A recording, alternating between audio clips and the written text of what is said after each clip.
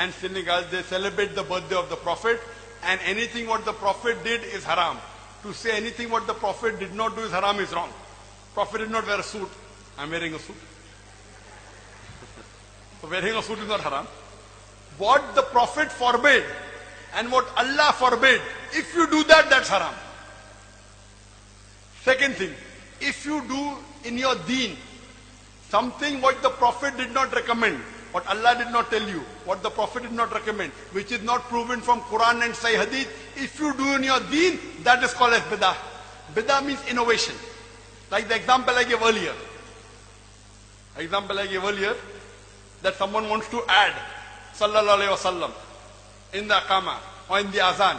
The Prophet didn't do it.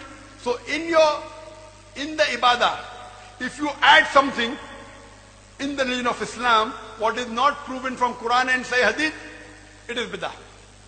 As far as Islam is concerned, you have to look at the Quran and the authentic Hadith, the sayings of the last and final Messenger Muhammad Sallallahu Alaihi Wasallam. And Muhammad Sallallahu Alaihi Wasallam said that in your deen, you look in the Quran. If you don't find the Quran, look in my example. If you don't find in my example, look in this generation, that's the Sahabas. Then the next generation, that's the Tabain. Then the next generation, Tabi Tabain. So these three generations are known as Salaf Salihin. For understanding Islam, you have to have proof from the Quran and Sahih Hadith. And to understand the Quran and Sahih Hadith, the best person who understood the Quran is the Prophet. After the Prophet, it is the Sahabas. The Sahabas never added Sallallahu Alaihi Wasallam after the Adhan. Then it's the Tabain, then the Tabain, then Tabi Tabain. So if the Quran is the highest, number two comes the call, the commandment of the Prophet, then comes the action of the Prophet, then comes the saying and the actions of the Sahabas. Then the Tabain, then the Tabi Tabain. Now regarding celebrating the birthday of the Prophet, there is no verse in the Quran that I know of which says that you should celebrate the birthday of the Prophet.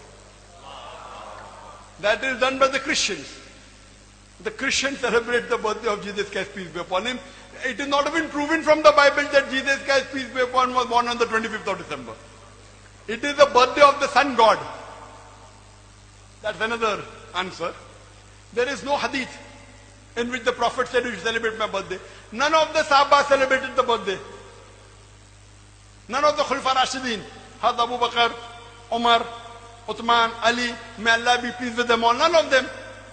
So if you say, oh, because we love our Prophet, we want to celebrate the birthday, can you love the Prophet more than the Sahabas? No. No.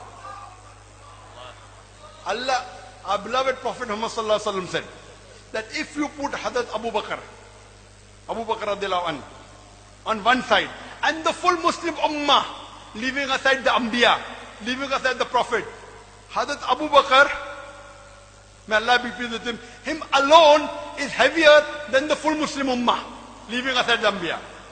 Another hadith, Hz. Umar, may Allah be pleased with him, on one side, and the full Muslim Ummah, leaving aside all the Anbiyas and Hz. Abu Bakr radiallahu anhu. Hz. Umar alone, may Allah be pleased with him, is heavier than the full Ummah, leaving aside the Anbiya and Hz. Abu Bakr. Now Hz. Abu Bakr, may Allah be pleased with him, never celebrated the birthday. Hz. Umar did not celebrate the birthday. You want to be better than them? How can you be better? So you want to go against the Prophet? No.